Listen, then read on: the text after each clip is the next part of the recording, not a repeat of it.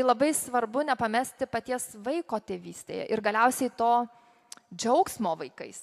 Kad mes turim susitart dėl tam tikrų dalykų, bet jie turi būti labai aiškus, labai paprasti ir jų neturi būti daug. Mes neturim vieni kitiems nuolat priminėti, kad kas 5 minutės keičias kažkoks susitarimų grafikas.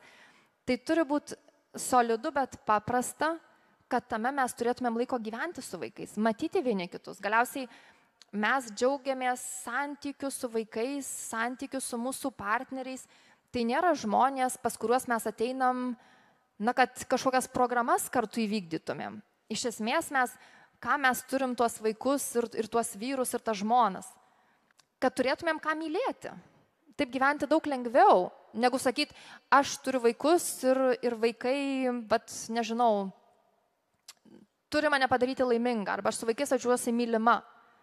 Aš turiu vyrą ir žmoną, nes